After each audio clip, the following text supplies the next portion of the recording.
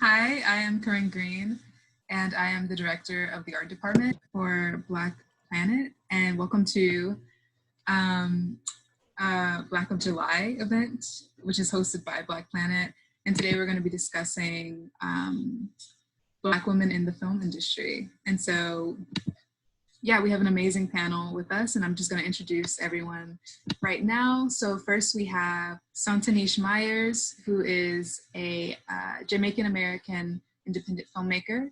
She is a polished writer and director, and her latest effort, Cross My Heart, has screened at renowned film festivals around the world and was deemed one of the most exciting women-directed films at Palm Springs Short Fest in 2018 by Refinery 29. She is a graduate of New York University's prestigious graduate film program, and her first film feature entitled Stampede is currently in development. Welcome. And next we have Sade India, who is a Los Angeles-based cinematographer who specializes in fine art photography and community organizing. At 20, she opened up her own freelance studio space called the Red Futon, with a creative style grounded in surreal-like imagery, intricate production design, and dynamic lighting made to emphasize Black beauty. Her work has been published on platforms such as Panavision, Beats by Dre, Milk, Flaunt, and more. Welcome. And next we have Micah Ariel Watson, who is an independent filmmaker and playwright. She is the mastermind behind the web series Black Enough, which follows a Black college student, Amaya, as she checks off ingredients for her hashtag Black Girl Magic Potion in order to survive in a predominantly white school. Micah's 2018 play, Canon, won the Kennedy Center American College Theater Film Festival Undergraduate Playwriting and Clay E. Delancey Memorial Awards. Welcome. And next we have Nunde Walters, who is a Florida and New York City-based filmmaker, visual artist, and writer. She is a rising junior at Pratt Institute and makes fiction and documentary films and writes screenplays and research papers. At 19, her latest work, Who Are You Really?, cemented her as one of the youngest filmmakers to be featured on independent film platform No Budge. So welcome all of you. So how this is going to work is I will just be asking general questions that anyone can answer. And yeah, I'm going to just direct them at certain people, but everyone feel free to have your own opinions and thoughts on the questions. And I think just to start off, what would be best is just a general question that you probably had to answer and reflect on many times this past couple months, but how are you? How are you holding up during a pandemic? Do you have any creative inspiration right now? And do you have any advice for creatives who might be really hard on themselves in isolation? Yeah, so anyone can answer. I guess I can go first. Hey guys, I'm Micah. So I guess the first question is how am I? I'm doing okay. I think sorry, my dog literally just started barking right at this very moment. I don't know why. Hold on. Franco, come here. Sorry. Okay. So yeah, I was about to mention how I'm at my parents' house and I've been here for 4 months, as you can see, because my dog is here. Yeah, it's been definitely waves of emotion. I've had times where I've had really high highs, also like really low lows. I finished school while this pandemic was happening. I think recently I've been sort of asking myself, who am I outside of art? Because so much stuff has been put on hold, or I've had to wait, or things are like being restructured. So I'm doing a lot of introspection. In terms of what's been inspiring me, okay, an album I really like, it's called Catch by Peter Cottontail.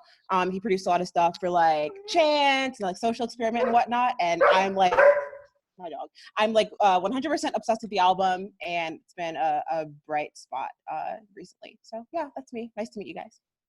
I totally feel you on that. Like, I feel like when COVID first kind of broke out, like there were so many highs and lows, and I was personally slated to like shoot a few films that I was like really excited about and like deep in prep about, and they all just got shut down in an instant. And so like, I don't know, I like kind of broke down, but then like I don't know what a filmmaker does when they can't make films is they watch films. So like I was just watching a lot of films, and then I started picking up collage work, but then I still felt like unmotivated to like carry through with it. So like I feel like films kind of like put me in a safety net to like at least stay sane and kind of like performing like escapism for a bit, like while I was like figuring out like what was going on and stuff. But like I think finding other, it made me realize too, like it was like a very self-reflective moment where I was looking at myself in the mirror. I'm like, who am I outside of filmmaking?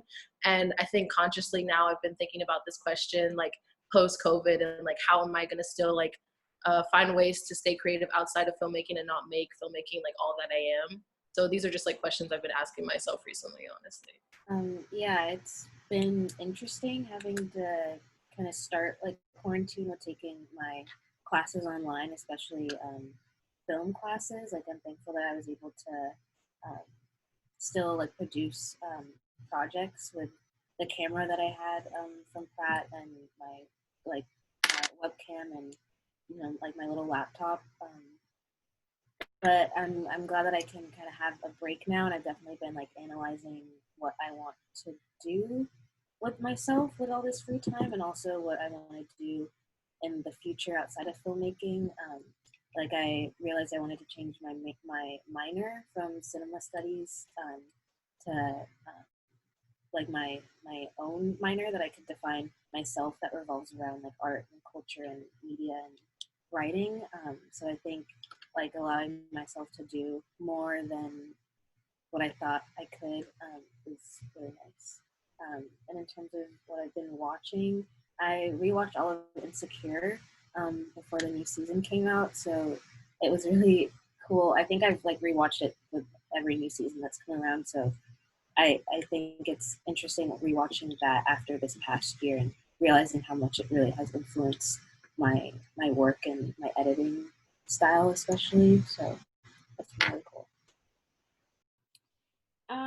I think in terms of one, just like I feel like I've learned how to answer the question, "How are you?" which is like sometimes like such a loaded question, especially if you're like having a whole bunch of like virtual meetings and calls, like. And now I just kind of respond like in this moment, like this is how I'm feeling, instead of feeling like I have to convey all the things that I'm emotionally juggling as a Black queer woman living in this body, in this space. And so sometimes I'll be like, you know what, I have my favorite cup of green tea in my hand, so I'm good right now. And like that feels like enough to just answer the question. In this moment, I feel really blessed. I'm at my parents' house right now, and I'm seeing my family for only the second time since the pandemic has started. And the first time was Father's Day, which wasn't that long ago. So I feel, and I think my family really is at the core of the work that I make, if I really think about it. And so I feel very lucky and inspired whenever I'm around them. And my goddaughter is here, and I think having like little Black girls around you just kind of reminds you of your own Black girlhood, which is still kind of like this malleable thing, I'd like to think. And so that's how I'm in this moment. And in regards to writing and creativity, I mean, I was hoping to shoot my first feature at the end of the summer, beginning of this fall. And then obviously everything has been halted. And so it's giving me an opportunity to consider more collaborators and production companies I want to partner with, but also to do another pass on the script. And now I'm rediscovering so many things in the material that can be elevated and refined. And so I'm in appreciation of that, but also just remembering just the writing process is such a beast. And so it's interesting also writing when you're sharing a space with people that you're kind of constantly around. So I'm also learning about my process and what I need under normal circumstances to be well in that process, like people being gone during the day. So I've learned more about process as well, which has been interesting. I wanted to touch a little bit on I wanted to touch a little bit on what you mentioned, Santanish, about this kind of cathartic feeling of having just like Black girls around you, and how it's almost like it can be a source of creativity and just comfort. And that kind of leads me into this discussion of what is the importance of making spaces like this, like having this virtual space where we can coalesce and discuss things that are specifically pertaining to Black women filmmakers and Black women creatives. And yeah, I just would love to hear all of your thoughts on that. Maybe we could start with Sade, and you could touch on your organization, the Red Futon, which kind of works with that whole theme of making space. Several things, but I feel like just to answer your question up front, like it just hits different to have Black women on set with you. I feel like recently I was on a commercial last weekend that the Red Futon, which I'll talk about in a second, produced, and it was like predominantly Black women and women of color on set, and like yes, we were doing our job, of course, but too, like I just felt like so seen, and like especially after like COVID broke out, like I hadn't had the chance to see like a lot of my like normal crew members until like this specific set, and it just like it like re-inspired me. I feel like being around people that reflect like who I am and like the kind of art that I want to make just like continuously like inspires me and keeps me going. Whereas like if I'm on an all white set, I don't feel as like motivated, or I don't feel like I can like inherently like be myself. And so with the Red Futon was created like a little bit over a year and a half ago, and it was a counteract basically just to like feeling like unseen by film school, because I had a lot of like white peers and I felt like I couldn't really be upfront with like who I am and the art that I wanted to make. Like I had professors literally tell me like to not make films about race or like about being Black, and I feel like that really traumatized me in a sense and made me want to like reach outwards. And so we created this community of predominantly people of color to one, work together on our own personal passion projects, but we take up like commissioned work as well, client work for like commercial and like music video work. And it's allowed us to, one, make money, but also make money with like people that inspire us and like keep us motivated. So that's kind of what I've invested most of my time to. I feel like community has allowed me to, one, like kick up my career faster than I ever would have imagined, but also just like allow me to be happy with like the work that I'm creating and not feel like I have to like live in a box essentially. And I've been fortunate enough to work with predominantly Black directors this year even, and that's made me really excited as well. For me, I think understanding that I wanted to work in an environment with Black women was definitely like a journey and a process. I think it's something that I needed but didn't know that I needed, and it took actually the Black women around me to make me realize that I needed it. So I started in art as a playwright. And that's sort of like mainly what I did in undergrad. I was making experimental films in undergrad as well, but I did a lot of plays, and I realized that all my plays were like, they were about me, because everything's about you at some point in time. Like, but everything was, all my plays are about me, but they were all filtered through the voice of like teenage Black boys. And I cannot tell you why, but it was always like this barrier between me and the work. And my good friend and collaborator, Taylor Lamb, she pointed that out to me. She was like, everything you make is about like Black men, and there's so many Black men around you. Like, what would it look like to sort of like open up this space and make it more Black women centric? And when I did that, when I took that advice, it opened up my world in a completely different way. There's a particular like honesty on the page. There's more vulnerability on the screen, and I feel like my work has improved greatly since being more intentional about surrounding myself with Black women who think and maybe believe and like look differently than I do. So yeah, I think it's like really critical to my work, but it was definitely a process getting there, and I think it's something that I can't function on a set without Black women around it anymore. Yeah, that makes me think of, I first started writing when I was like 13, because I read a lot of like young adult fiction and like fantasy, like Harry Potter and, you know, those like series like that. And so when I was writing, I feel like I wrote a lot of white characters because that felt like that was default. And it took me a while to change that, because I was like, why am I like, because I feel like I write about myself as well. Like everything I make is about me in some way or another. So once I realized that in terms of race, that needs to be reflected too. So now it's like people of color are my default, because that's kind of who I'm surrounded by and who I want to be surrounded by, because, you know, being in a primarily white institution, it's very rare to see yourself reflected on the screen, and things like Insecure definitely did that for me. Like seeing Issa Rae and like all of her success, I was like, oh, okay, like I can do that too, in whatever way that looks like for me. My parents had me really young, and so I think I turned out to be I'm very much a profile village child, and I had a lot of aunties particularly and a lot of godmothers. And so I don't know if that's why I tend to just gravitate towards groups of women. I joined a sorority in undergrad. After I moved back to America, my first job in film was an internship at New York Women in Film and Television, which is where I found my first mentor and really like was a part of what really steered me in a particular direction. So I think part of that is I just gravitate towards women in general, other than when I had to, like I was assigned a DP for school. I've never worked with a male DP. I've almost exclusively worked with Black women DPs or women of color. I don't know. I think I just kind of have a habit of seeking out mirrors and wanted to create mirror-like spaces. And if I feel like there's a hole there, like I have an impulse to fill it. Like even if it's spreading myself thin, like I need to create, like help lead that, you know, Black collective at school if I feel like we're not gathering or, you know, whatever. I just wake up and go to sleep every day thinking about Black women. Like I don't know why I'm that way, but that's just who I am.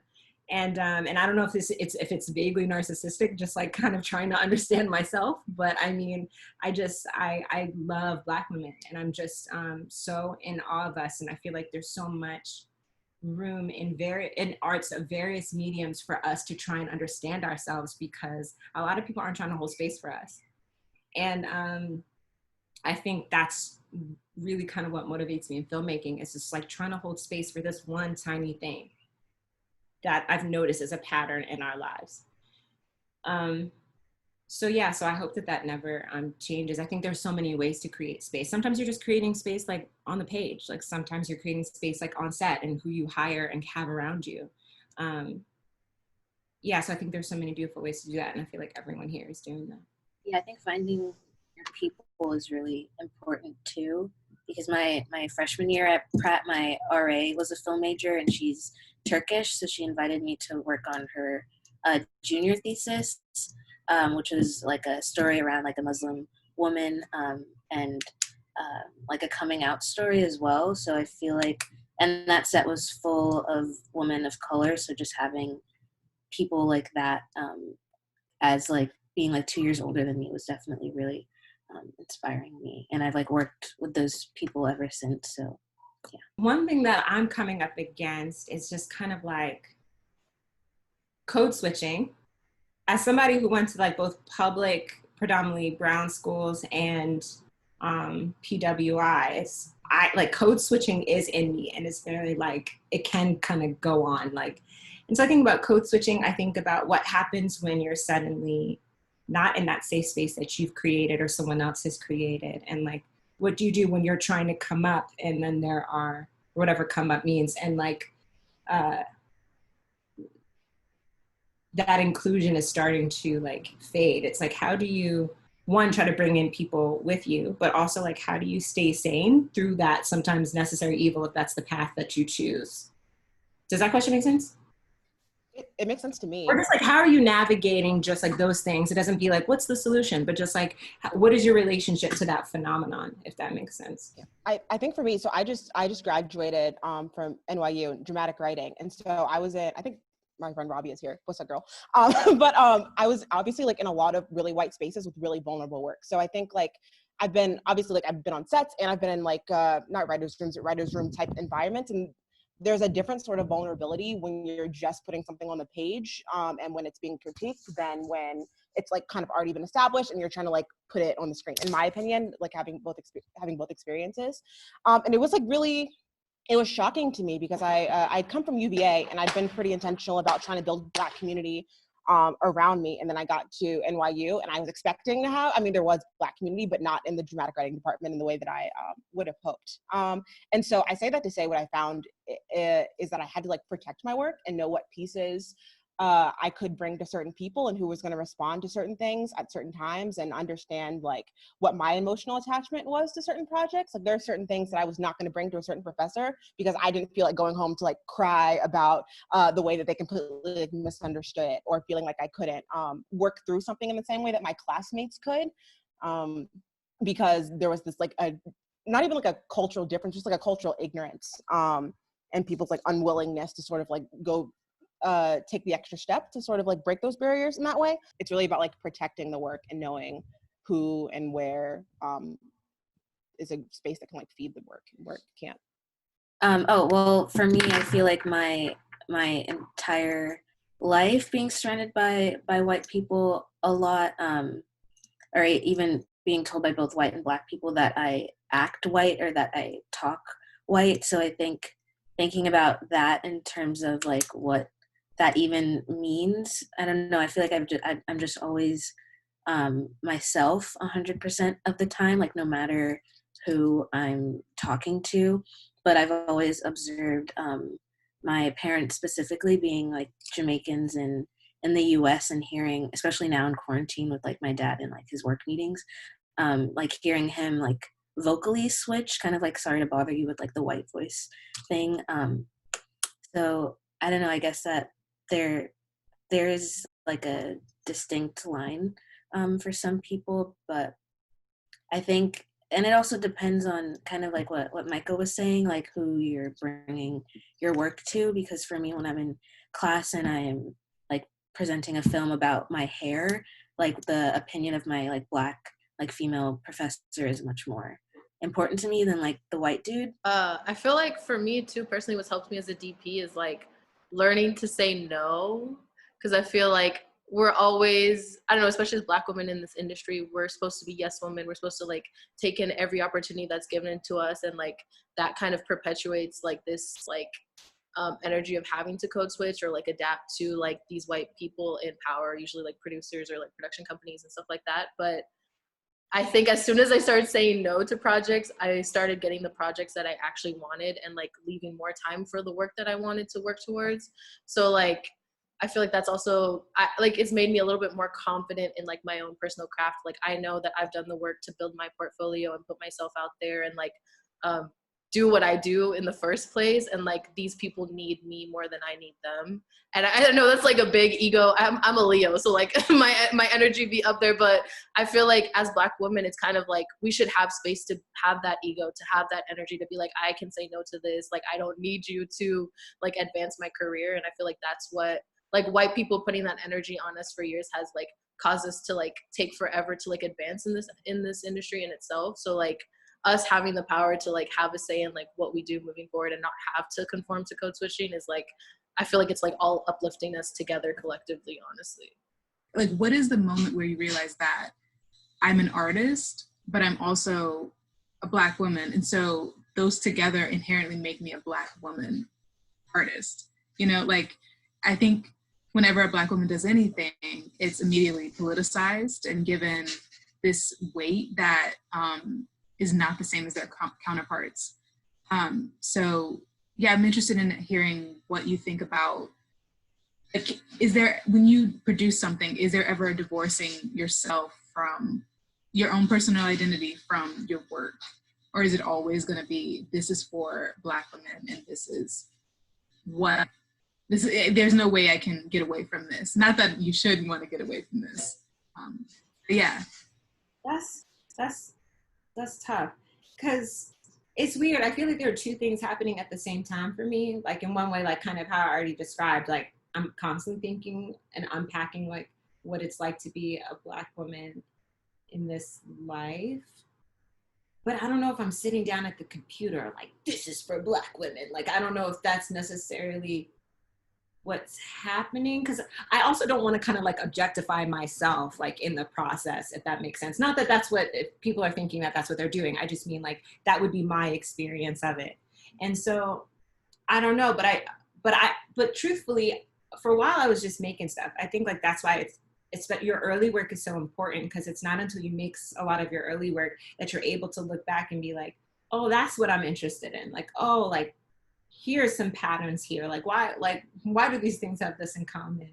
And so like I didn't realize until after like my fourth short film that I was like, oh, like I just want to tell heroic stories with Black women in them. Like that's it. Like and whether or not that's like in like a family drama like my last film, or in a science fiction film like the one I'm writing now, like where those are two different kinds of heroism. So I think I don't know if that answers your question, but like I'm just, it's hard because I would never dare say I'm not a Black woman artist. I don't identify myself that way. But I also think it's okay, and it's not like trying to assimilate yourself to be like, I make art and here's who I honor in making it. You know what I mean? Because it's just kind of like, I think it just kind of depends on how you like how you see it, because there are some people, why is it that white people just get to call it art, but all of us have to like identify it by like add these identifiers, but also the identifiers are beautiful. Like I would never be like, no, this isn't Black women art. But I just say like, I think there are a lot of different ways to think Exactly. It's like you said, it's not like a conscious thing. It's like an unconscious thing. Like when we hire Black, when we tell Black stories, it's not like we're sitting at a computer like scheming away. It's just like how we express ourselves like individually. You know what I mean? Like it's not like there's no like big theoretical, like, I mean, maybe there is for some people, but it's not always like a theoretical thing. It's just like fluid for us to express ourselves in those ways. Yeah, I've always thought about like the term like a Black movie, like if it's like a Tyler Perry film or if it's about like the civil rights or slavery. Like I feel like as Black women, us just telling stories, whatever they are, is, and like I feel like even if it like it, because for me with my films, I feel like it can relate to like a wide group of people, even though I am like a Black woman. So I feel like that's my like goal. Like I feel like if it's genuinely me, then it can be like related to by anyone, like Black woman or not. I think I'm not as intentional on the page about being like, oh, like I'm writing about Black womanhood now. It just sort of happens as I'm like honest with myself, but I do have to be intentional about like the spaces and the people that I surround myself with, like when we get to set. So that is like a more conscious effort on my part. Like, for the second season of the web series, I'm like, okay, like, you know, all the department heads, like they're all going to be Black women. Like I set out with that goal and then that happened. Just, I don't know, like whiteness is so like, whiteness is frightening, right? So it's like all around me. And so like, it would be my natural inclination to be like, oh, like there's a white person, they're fine, whatever. But like, I think it's important that I like go out of my way to like find a Black woman who I know can like, obviously there's so many Black women who can like do the work. So like find a Black woman who can do the work. And if that takes a little extra Twitter stalking, then like, I think then it's worth it to sort of like build that community. So I think like as a writer, it's not super intentional. It's just really honest. But as a director, producer, then I do have to like make that like conscious effort to like make sure that this is like a Black space. There are layers to it. Like there are certain moments that I'm going to put in my film that like only Black women are going to really deeply understand or even peep. And then, you know, perhaps like the average, like whether or not they're non-Black or if they're white, like they're just going to love the human aspect of it, which is cool. Like I'm so glad that specificity can be universal, but like there's always just like a layer of legibility that's only for the people who I have in mind, the people who are connected to who I am and what's led to my culmination. And so, yeah, it's interesting because I totally agree with you that we have to be like hella vigilant in some ways. And there are other ways like we can just be so focused and effortless on ourselves. And I think it's important to do both and even more. Yeah, I wrote a research paper on like lighting Black skin in film. And I found this cinematographer named Bradford Young, and he talks about how like I guess he said like for if you're not like as a white person, if you're not around any Black people, there's no reason that you would film Black people or film them with intention. So as a Black man, in the way that he you know, was like a cinematographer, how he wanted to, you know, display like a grandmother's house because of the way his own grandmother's house was, and that just kind of like thing that's like literally like written into us, like the things that we don't think about, but maybe a white person would be like, I don't really understand this. But to answer part of a question that's in the comment about how white writers engage with Blackness, one of my favorite movies is Waves. It's an A24 movie. I don't remember the director's name, but he is white, and it's about this Black family in South Florida. And I was really surprised that it was made by a white man because I just didn't expect that. But in a Q&A with him and the whole cast, he was talking about how it's a Black family because of the actor that he had in mind, and he kind of talked to them Sterling K. Brown, I think that's his name. He's also in it. So I think just as a white writer, it's important to talk about the Black actors in your film. And there's a scene where the dad is talking to the son about, how he has to like work twice as hard because he's Black. And I feel like as Black people, that's something we all know, and that's something that we're all taught. So that's just like ingrained into us, but it's not like as obvious to white people. So that kind of, asking questions is really important too. Just to like hop on that film, I feel like I respect that filmmaker did do the research to like interview like actual Black families, like between like their relationship, but also like I feel like I honestly could tell that it was written by a white person like right away, just by like how they were talking to each other. Because like in the film, because I just recently saw that film and like everyone was gassing it, and like visually it was like really engaging, but like it felt kind of lacking in that sense, because it felt like they were explaining themselves more than they should have been. And like that's not like how Black people like talk about really like hard kind of issues amongst each other. Like whereas like if you compare that to like Moonlight, like everything is so subtle and everything is like done through like little instances or like symbolic like moments, and like we don't like project and like explain ourselves in that way in the dialogue of that film. So like for me personally, like I could tell that like that was written by a white person. That's why like I always honestly like lean towards actually having like Black directors or Black writers behind the scenes of like telling Black stories, because like I feel like every Black film, quote unquote, written by a white person, we're like overly explaining ourselves or like overly projecting, and to me like that already like sticks out like right away, like at all times. Also, it's interesting, for some reason when Sade, when you were describing that film, I was thinking about Last Black Man of San Francisco. I would love somebody to like write a think piece like about these two films. Right, yes. Because Last Black Man of San Francisco like tricks a lot of people. Like a lot of people think that film, which is like, I guess a good thing. I've only seen it once, and I had a very generally cathartic experience watching it in the theater. But like, I know that director co-wrote it with the lead actor, and also grew up around everyone that was in the film. And so, yeah, it's interesting to think about, to just think about like, I'm fascinated that how, like what it means, like how Black people are even able to detect like, oh, there's something off about this, like, or, there's something different about this. It's interesting, but yeah, there are some interesting modern case studies, because we have the old ones like The Color Purple, for example, even though it's like the source material is Black, but it's thinking about that. So yeah, it's an interesting conversation. Yeah, like I definitely see both sides, and I feel like from like a white perspective, like they don't inherently notice it right away, but like from a Black audience, you can tell, because it's just like some of the dialogue, like even between them, they're like how they place like a yo, or like what a, like it's just like the little things that I like peep, and it like bothers me, but also I'm like very like super analytical, so like maybe not all people like notice that. And I think The Help is a really good example of that, because I analyzed that film for a class and just kind of analyzed the whole, not only like the white savior complex, but how that book and that movie was directed by two white people, and how it's about a book in which all the white people suddenly like magically realize that racism is bad and that they, shouldn't be treating Black people so horribly. So I feel like with the kind of, with white people creating Black stories, there is this kind of like unrealistic, like magical layer on top of it, where it's not as realistic because they aren't experiencing it firsthand.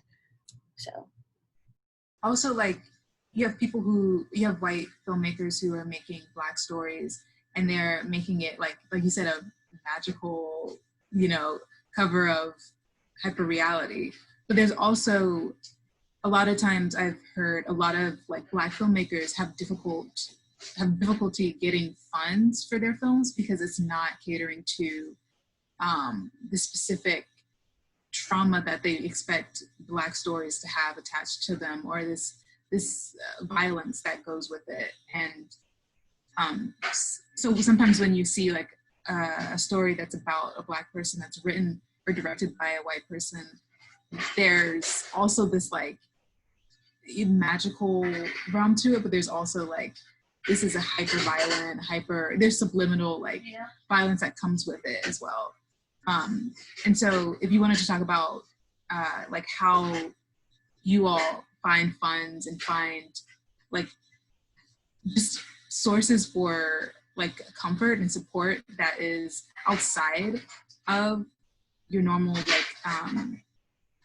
like outside, because in order to get funds sometimes you have to like, you know, venture into these really white spaces and sell your film, and so you have to tell the story to a white person who doesn't understand it, and they probably will want you to correct it in some way. So how do you approach that arena as well?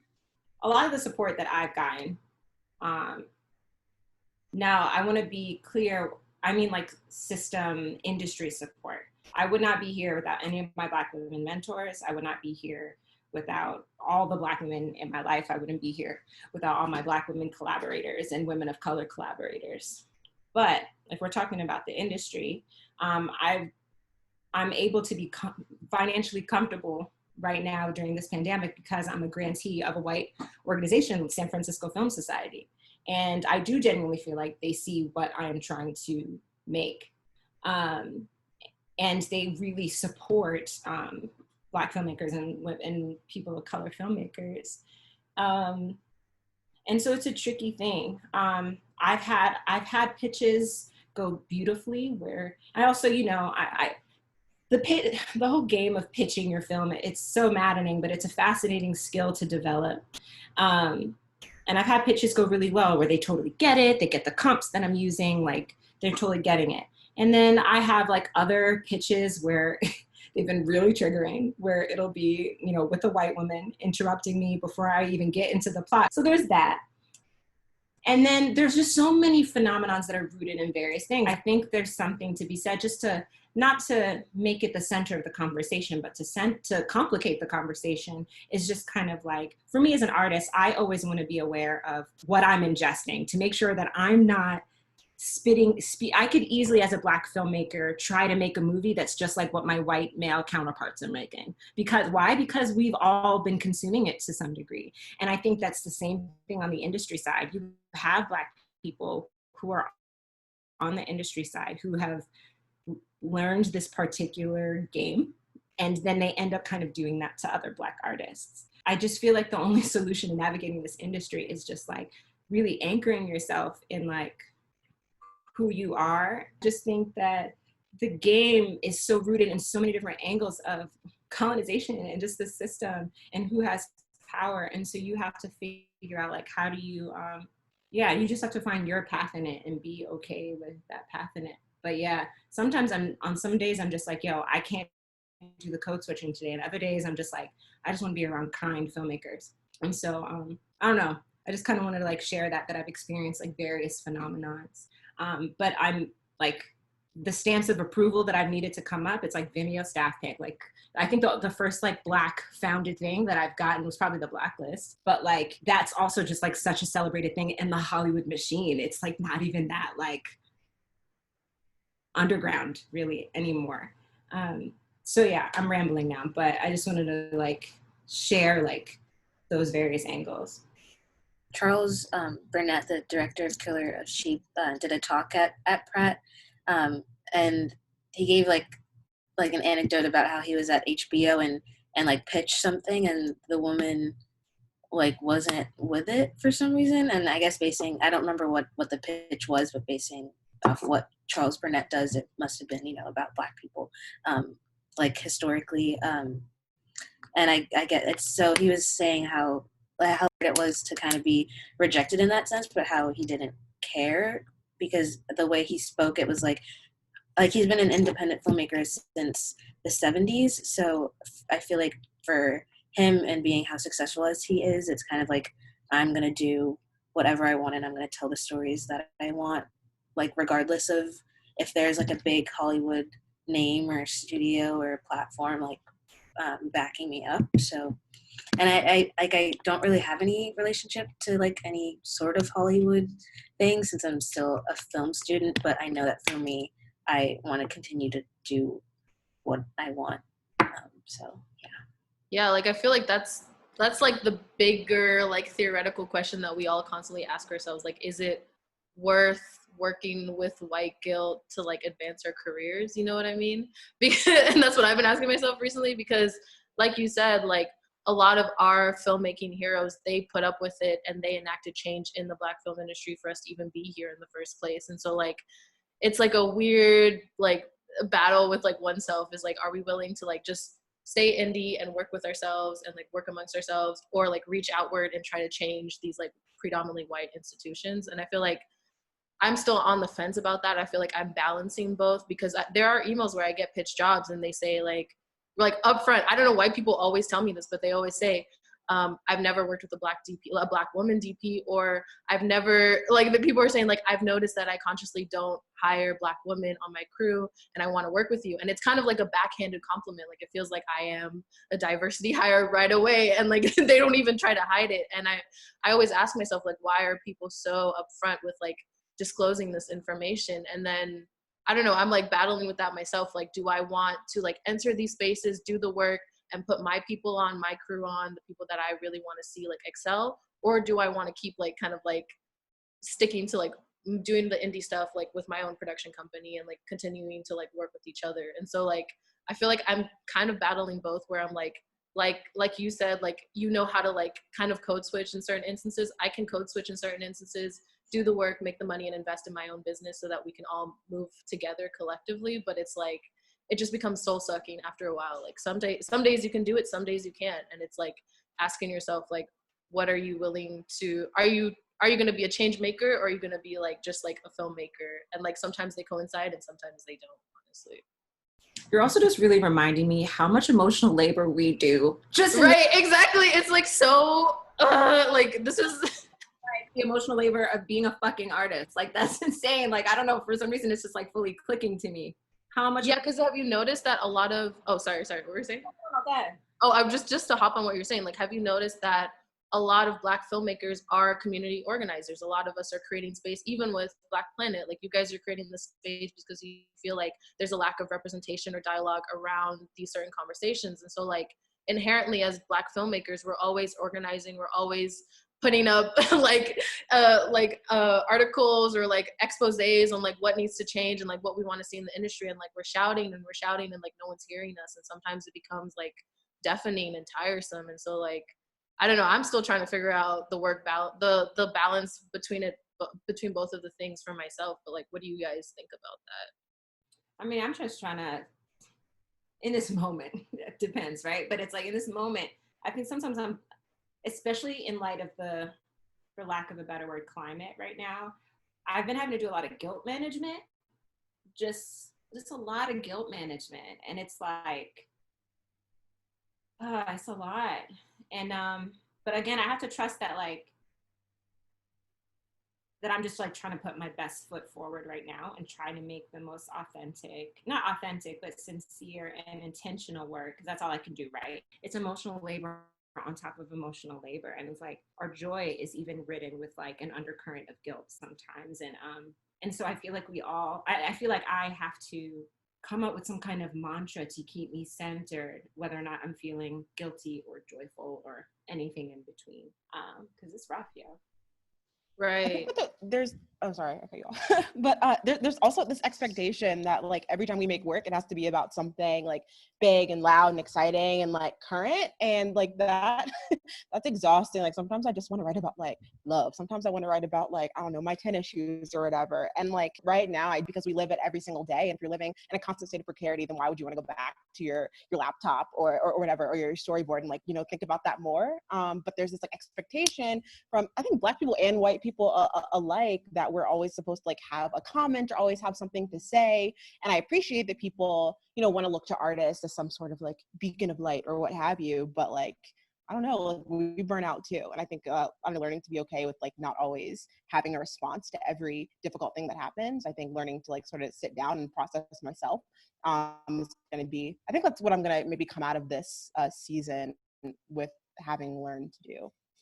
One thing that's coming up for me in this conversation, kind of in some of the comments in the chat, is it's tricky because while I'm so here for like films made by Black filmmakers who that explore like complete fantasy, where you get to make a movie about your tennis shoes and like, hell yeah, like I'm gonna watch that shit. But if I still want to have the right to unpack and explore Black pain, or pain that Black people go through, like if I want to, as long as I'm doing it in an intentional way and not just repeating tropes that we've seen before. I think you have to be very attentive to patterns when you choose, so that when Black filmmakers get critiqued for exploring traumatic things, a lot of the reactions are rooted in just not getting enough of the tennis shoes movies and the Afrofuturism movies or whatever. But I just still want Black people to feel safe to explore their pain thoughtfully, if that's, because they still deserve that choice. And but it's hard because, like you said, there's so much like Black death going on right now, always, but like that's really in the forefront of our minds at this moment. And so it's hard because I still want us to have that right to process those things however we need to. Right. Like I agree too. Like I feel like we should be able to like acknowledge both, because they both are equally important. And I feel like everyone just has a preference, and we should be allowed to like make art that we personally care about and resonate with. But like even me too, like when I was in film school, my first year of film school, I wanted to make like biopics or like stuff centered around like kind of like Black trauma and like kind of like educating the people, because I was like, oh, my activism shit, like I was really inspired by Spike. Like I was like, I want to do this. Spike and Ava hella inspired me. But then as I started making those films personally at the forefront, and then hearing people's response, it felt emotionally draining having to like be that vulnerable with every film. It's very vulnerable, and it's very like time consuming to make films like that all the time. So like I respect the people who do that so much, but like through film school, I realized that I am more like of a Barry Jenkins kind of type, where I like the subtle instances. I like portraying these stories through visual imagery. And like, I feel like a lot of my trauma can be like internalized or like enacted through like my own visual work, instead of like having to like explain myself and like fight for myself. But like, I do see both sides like totally. And I feel like even there's that show BLACK-AF. Have you guys been watching that? Like a lot of people have mixed feelings about that. But there's this one episode, basically, they're kind of adding a bunch of Black filmmakers, but you guys should watch it. But it basically starts this conversation about like how we need to be more in a position to critique and interpret Black filmmakers' work, like Black art in itself, instead of like just like accepting every Black film that comes out just because it's Black. And I thought like that was an interesting conversation, because it's like, as Black filmmakers, we're expected to love every Black film just because it's Black, and we can't talk about it. We can't have conversations about it. The Black film community is so small. Like we all know each other. And so like, that's why I don't explain that on the TL, because I don't want to put like a Black filmmaker on the spot or anything like that. Because like, to even get Black independent films made is like such a hustle, and like I respect that and I admire these people. But there are certain films where like I'm like, that didn't really sit right with me. And like I have these conversations like amongst my community, but I always feel weird, like, I don't know, being as vocal and honest about it, because I know that it is a struggle to get our work made. And so like, that's what I've been battling with too, like recently.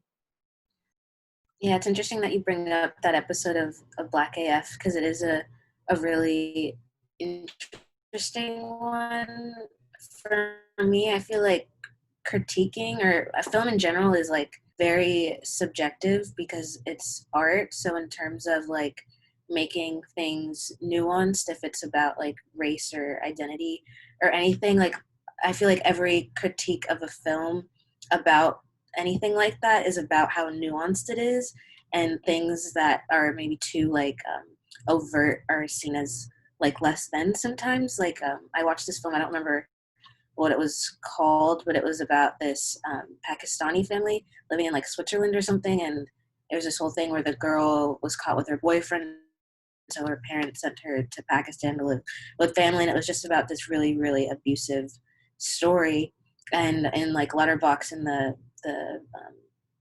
reviews, like someone said like this wasn't nuanced enough, but the film was based on the director and writer's like real life. So I feel like when things are about a real person by a real person, like for me, there's no way to like truly critique that. Even for me personally, when I had critiques on my films that I was making, and they were very, very vulnerable, dark films, there would just be complete silence from my peers. And then my professors would be like, this was great.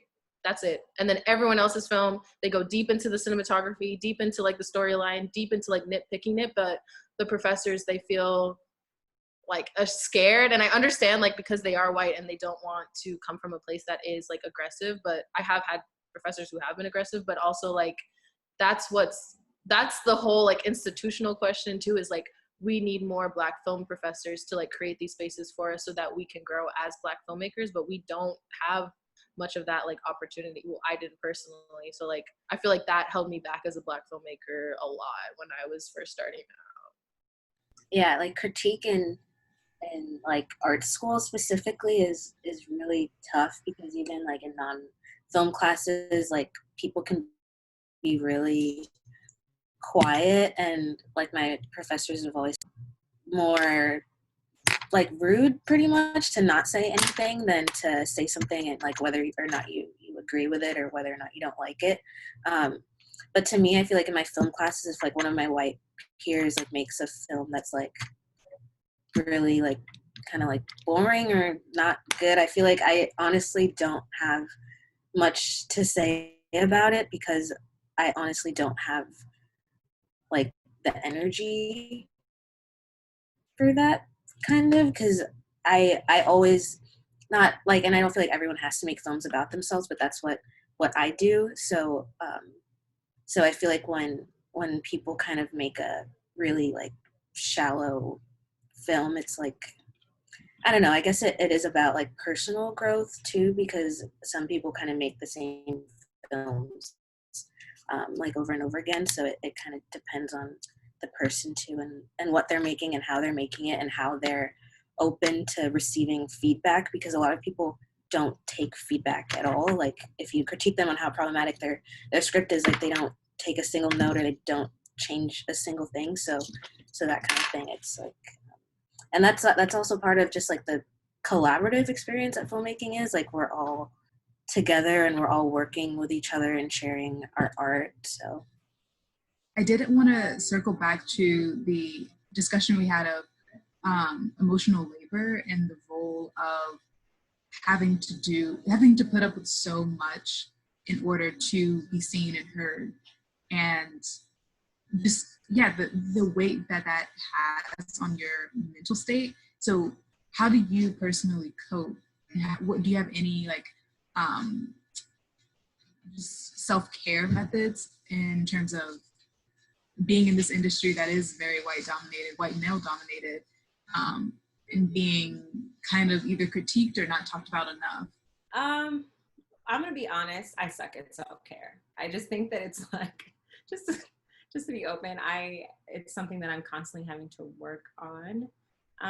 But I do think that part of staying sane is making sure you're filling your cup, which I guess is another way to describe self-care. And I'm lucky that I live with 2 Black women who are my roommates, and one of them I went to high school with.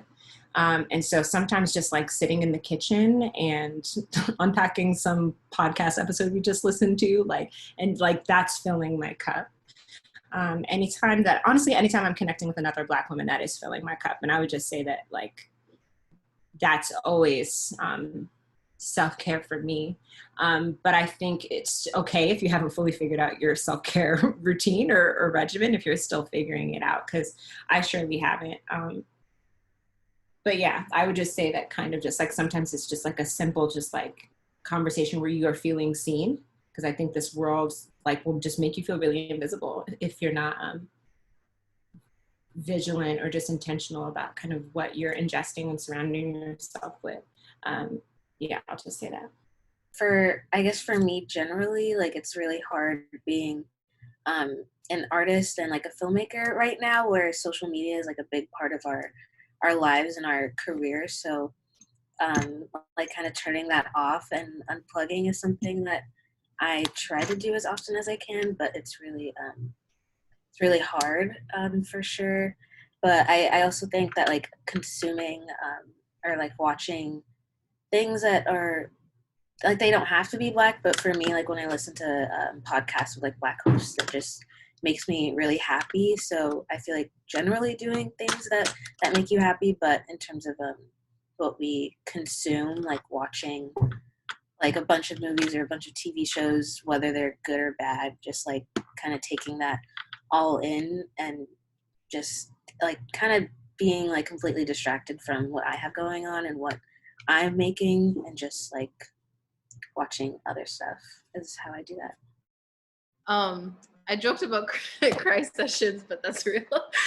I'm a Leo, so I'm very like passionate, very loud with my thoughts. So I feel like honestly, what helps me is Twitter, because there are a lot of Black filmmakers who have gone through the shit that we go through, and so like I feel like Twitter has been like a really helpful like part of my career, which is like very ironic, but like I can like convene with other Black filmmakers who have like gone through the same things, and we have a dialogue about it. We have a dialogue about like what helps each other, and then we meet in the middle, and like we're just like kind of like uplifting one another. So I guess that kind of translates to like community is self-care for me. Like I finally hired an assistant too, and that made my life easier. Like I know, I feel like that was my biggest life goal, to have an assistant, but relying on like people to like help you and like build with you and like invest in it with you, and like we were talking about critique, like having your peers critique your art, I feel like that helps me like kind of stay grounded in like who I am, and like someone said, how do you even use Twitter, and like what I want to do as a filmmaker. And then yeah, honestly, just community has helped me a lot. Are we still on self-care? My laptop is bugging for a second. Yes. Okay, cool. For me, I think it's a couple of things. One is like compartmentalizing, like having separate spaces for different things. I know for me, like we talked about, like being in grad school can be like a really like laborious experience. So it was really difficult for me to like hang out with my classmates after class, after I just got like, you know, this very personal thing like ripped on, but like being able to like go to the community of Black friends, like go to church or X, Y, and Z, like that was something that like filled me up, and not feeling like my entire life was film. My entire life maybe film, but like I like to pretend like it's not, but sort of just having these separate spaces where people can see different parts of me and I can express different parts of myself to people. I think the other thing for me is I'm a Christian, so having that like spiritual religious life is really important for me. Like prayer, just like knowing that, like I literally am not doing this by myself or for myself. Takes a lot of personal pressure off of me, that like this isn't for me, that like my life is not for me, so like why am I sweating about, you know, whatever small thing. Okay. Oh, someone asked, what is your outlining or brainstorming process like, and what is like pre-production for each of you? What does that look like?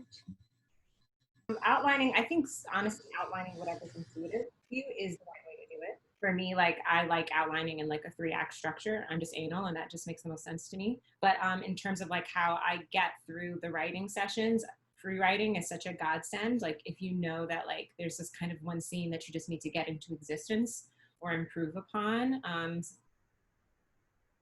you feel stuck, I think free writing it and free writing through it until I feel like most of the time it gets me to the other side. And then I can kind of put whatever I've discovered in that process into like screenplay form. I would say that helps me. But I think sometimes when you think about outlining, I think it's really just like, how do you experience the story? Like, how does it make the most sense to you? Is it within reason, like like keeping it organized, like, and trackable. Right now I have my document for my screenplay, but now I just started doing this new thing where I have a document dedicated to every single significant relationship. There are a lot of characters. Pre-pro, somebody else can talk about that, I don't know. I can talk about outlining a little bit. I guess the first thing I'll say is that the first thing I do is make a playlist. Like that's super critical to me in like the writing process. Like I also like, I want to be a DJ like secretly, don't tell anybody, but like I make a playlist for like every project that I do. And what that does is even when I get to the more technical side of things, like it always gives me something to be grounded in, something to like return to. So even if I like, I don't know, I've had a bunch of people like talking in my ear, I've had a lot of ideas. It's like, okay, like what was the initial feeling or the initial aesthetic that I was going for? And that's, I don't know, I can always return to the emotional part of it. In terms of getting things actually down to page, I use like a physical notebook. I'm like real old fashioned in that way. So maybe not every scene, but scenes that are like really important to me, or voiceovers or images or things like that. Like I'm writing them down. I'm like a person like it's like middle of the night or like it's like wet in the shower and like writing all over the paper. So I always have that sort of like creative like incubator process that's like super personal and I'm not really sharing with people. And then this goes against everything that I've said, but the great thing that I did learn in grad school is the importance of like the outlining phase, because what I used to do was sort of just like write an entire script out and then try to like reshuffle things. But what outlining does for me, it allows me to like see the story in terms of like scenes and like the where it's going, and then sort of shift from there before I like have to like make major changes.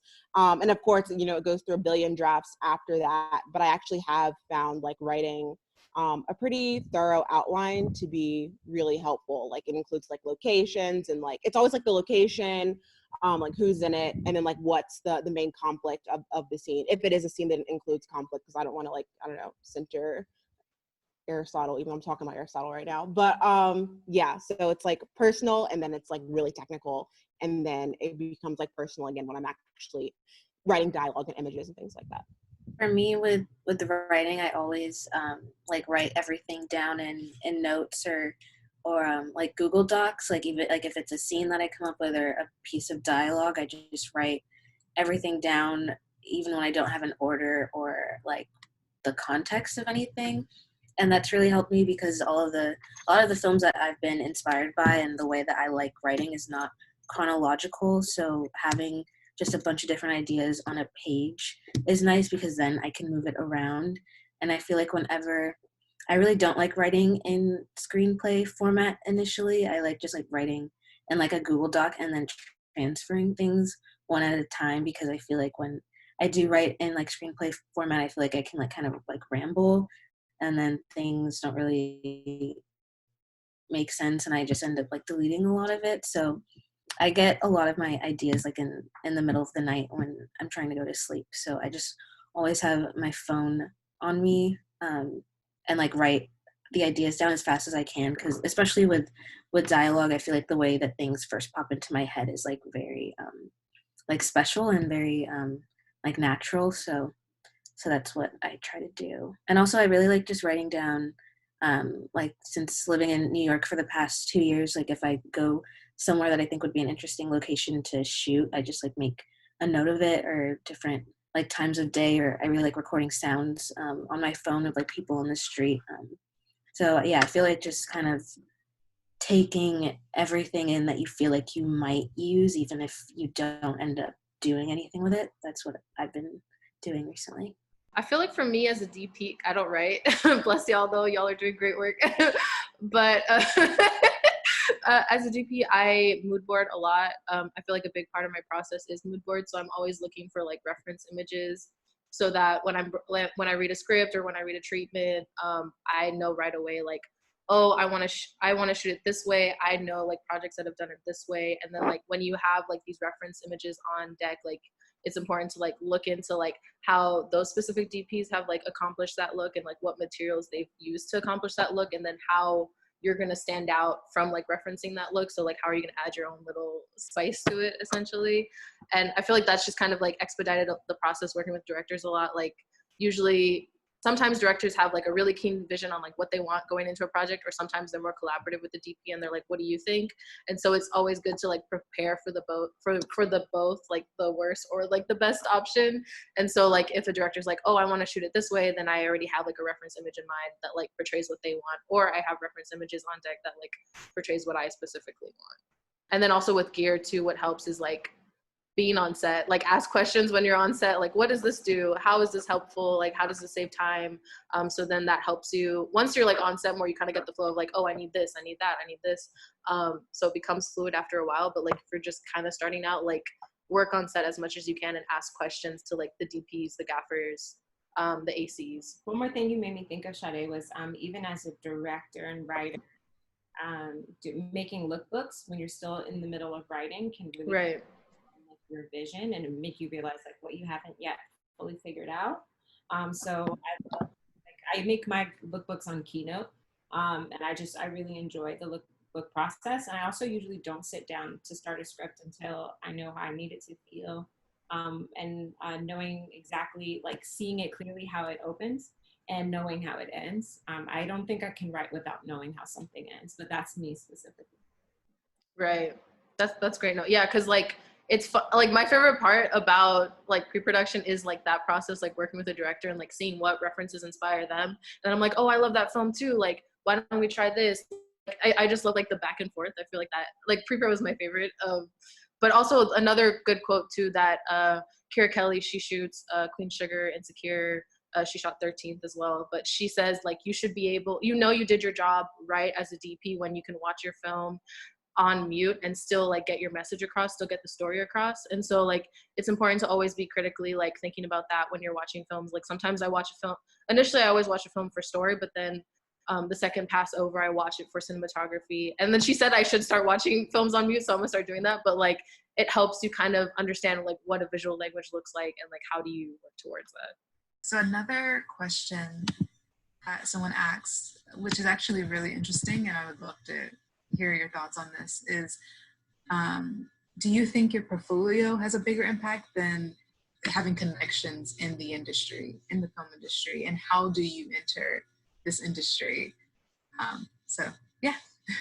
I think they both coincide. Like I feel like I've gotten most of my work on recommendation, but then my portfolio backs it. Like you have these people as you're like going through your career, you meet people that will advocate for you, that will suggest like recommend you to other people. But like people don't always just trust someone's word. They go straight to your website, they go straight to your portfolio. So it's important to be thinking critically about both at the same time. Like it isn't one or the other, in my opinion.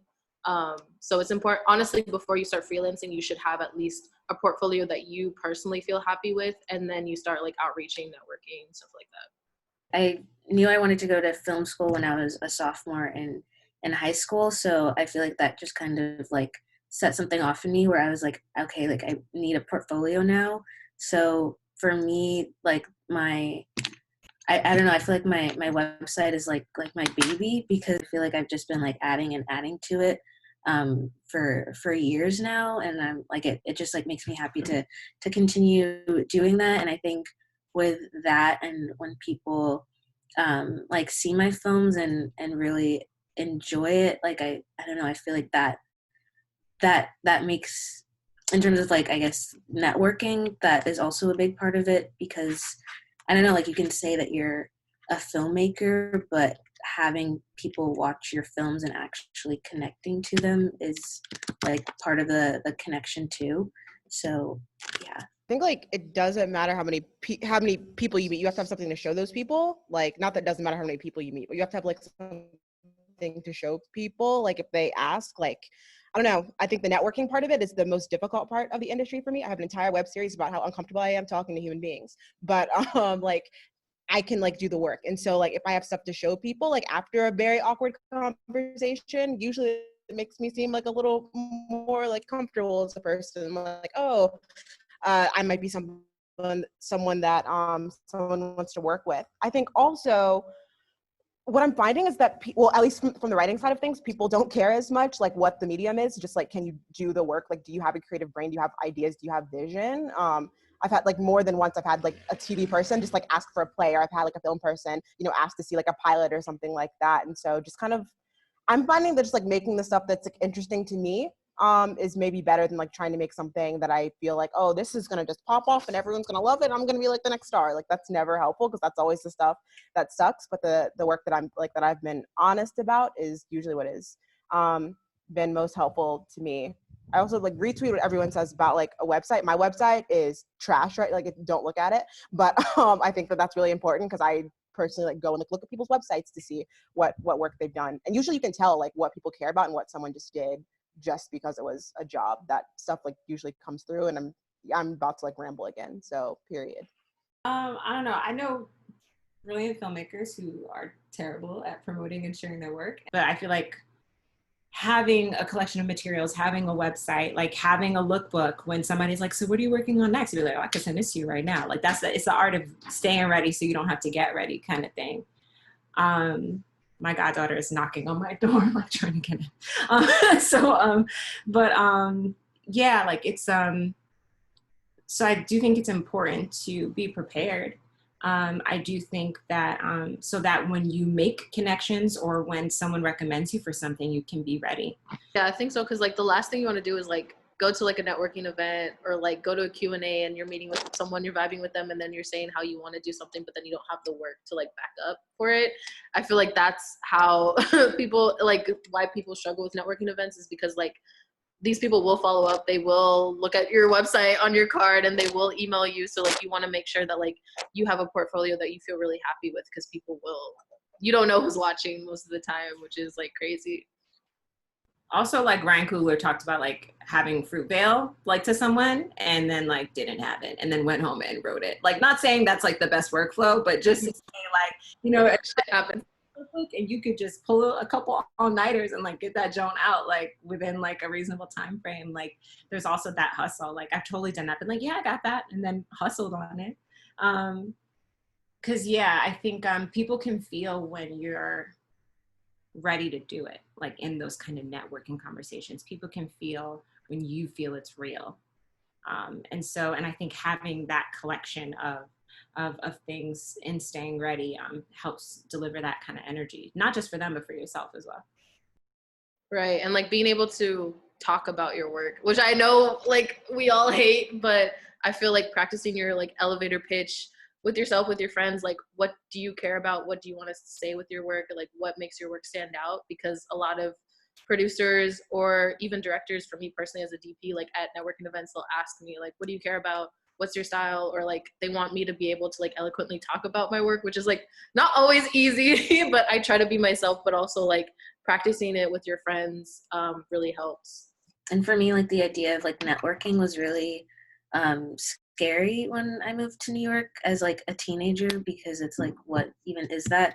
Especially talking to like adults, like people that are like my parents' age, like that's just such a weird thing for me to do. So I really, the past 2 years, really enjoyed like all of the people that I know at school who are my age, and all the people that I've met even in quarantine, just like through mutual friends, like people at NYU and stuff like that, which is why I wanted to start like my own thing called Kickback, just a place for like all the creative people in my life to like showcase their work, because I feel like a lot of us are really shy about what we do, and like the imposter syndrome kind of thing. But I don't know, I feel like we're all so talented, whether we like believe it or not. So I feel like just and also I feel like success shouldn't be measured by how many things you have in your portfolio or like how many people you know. It's definitely about like how you feel about what you're making. I think also if people feel intimidated by the idea of the elevator pitch or the answering of the question, like, tell me about yourself, and they were like, who am I, like, and just don't know what to say. I think sometimes thinking about what filmmakers you admire and starting to unpack why, like, for me, I learned that one of my long-term goals as a writer-director is to be versatile. And I figured that out by being like, okay, like, what do Steven Spielberg and Spike Lee like have in common? Like, why do I like both of them? And then being like, oh, it's because like they have this versatility. Like Spike made like Miracle of St. Anna, but also made 25th Hour, but also made like Four Little Girls. Like, but that's all Spike, like, which is insane. And then you have like Spielberg, who does like Catch Me If You Can and E.T., but those are both like movies about somebody, a protagonist, like dealing with a divorce, like of their parents. And so, but that's still the same filmmaker, and you can feel that. And so like, once I realized that, I was like, oh, like that's what's interesting to me. And that's like an aspiration for me personally, is to be versatile while there's still being a through line. And I say all that to say, like, sometimes if you feel like, I don't know, like how to verbally deliver myself, I think sometimes look at the careers of other folks that you admire and then try and ask yourself and investigate like why you admire it. And sometimes you'll start to figure out the language as you go along, I think. How do you work with / direct non-actors? And do you have any ideas of how to create authentic performances from non-actors? Directing non-actors. I mean, that's a big scope because sometimes they're adults and sometimes they're kids, right? And so kids, sometimes you have an easier time because they kind of have an imagination and a freedom with themselves that they haven't learned how to suppress yet. And so there's, I would say working with non-actors generally, what I've experienced is sometimes casting actors who have a life that is similar to the life of the character, just to like help close that gap for that leap. I think sometimes that can be really helpful. I think also just making sure that when you're auditioning them, at some point you need to test like their comfort in front of the camera, because they could be really magnetic, you know, in front of you, but then you put a camera in front of them and then it's like they totally clam up. So I think that's just like a very important part of the auditioning process. I think in terms of, again, with kids, it's different. Kids, you can break all the rules with directing, where you can tell them exactly kind of what to do and how to feel. You can even mimic to them if you need to. We're like trained actors like that, like do not do that ever. So I think with kids, it's like that, where you can be a little bit more intimate with them and really speak to them on that level. And I think with adults, again, having a conversation with them. That's my sister's bringing me water. Sorry. Thank you. Having conversations with them to figure out like what is their emotional in, like hopefully from their life experiences. And then a lot of it is like getting to know what their magic take is. Because you have actors who, and that kind of goes with actors in general, but especially with non-actors, is their money their first take. And so you should learn really quickly not to rehearse with them and like collaborate with your DP on how you're going to figure that out. Or like, do they need a lot of runs? And so you can like roll a couple rehearsals or do whatever you need to do. And so I think it's also just really getting to know like that person and not thinking that they're going to operate the same way as other actors you've worked with or even other actors on set. A lot of my first experiences with working with non-actors was, as many of my experiences in general, are like in the theater. I was like running around to probates, like, you know, your history from 1906 to now, like you can memorize some lines. And so I think a lot of that was like making a community where people felt comfortable and felt safe to try new things, especially with like adult actors, because they are very different than child actors, and we have this like learned like shame or timidity. But I think in just like making sure that like offset or off stage or wherever off is in that medium, like making sure that people like feel comfortable and like safe with you and with the other people around them, because I think people are more willing to take risks in that case. And once people are willing to take risks, then I'm able to just like talk them through it. And if you're able to have like a healthy, good, truthful conversation with them about like, I don't know, something that's like not even related to the project, then I think going to those like deep, intimate spaces can be a lot easier. I feel like I don't direct, so but from a DP perspective, I work with a lot of directors, and I feel like what I admire the most about like the best directors that I've worked with is like they're very empathetic and very present for their actors, even if they aren't experienced or not, whether they're experienced or not, and like taking the time to like get to know them, create a safe space for them, and instead of just saying like roll camera, roll camera, roll camera, like being present for your actors, and like if you notice something's wrong, speaking up about it, pulling them aside. I don't know. That's just what I look for in a director as well. Like people who are like diplomatic and empathetic with their actors, because I really respect actors. It's a very vulnerable process. For me, I'm not like directing isn't my favorite part of filmmaking, just because it stresses me out a lot. But from the conversations that I've had with my friends recently who really, really love directing, I feel like a big thing for them and for me with like what experience I have working with actors is I really like to just like hang out with them for like before shooting, because I feel like being comfortable with each other and having the actors be comfortable with each other is important for me. But and also, yeah, I feel like it just takes a lot of care and like attention to watch an actor and know how to talk to them and know that what's helpful for them and what's not. I feel like there's something else I was going to say. I don't remember, but yeah. Shade, I think you said something super important, which is just like loving actors. Like there are a lot of filmmakers out there who just kind of see actors as the conduits to their vision. And it's just so important to, again, like really respect that they are collaborators, even though you have this vision. And like, because I feel like a lot of times, like the energy of collaboration gets extended to almost everyone but the actors. Like it can be such an objectifying position to be in around certain folks. And so I think, yeah, just like actors being like loved and appreciated and seen and worked with, that you are also making room for them to have choices and to make choices. Even if you have an idea in mind, they might surprise you. Or they might not, and you just let them do their thing for a second. I think that wraps up our event and our conversation. This has been amazing and so insightful, and I'm just so happy that I was able to speak with all of you. Yeah, thank you guys for such a great dialogue. I feel like we could talk for hours, so we need to have like brunch after this or something. Like, for sure, just let me know the time and the place.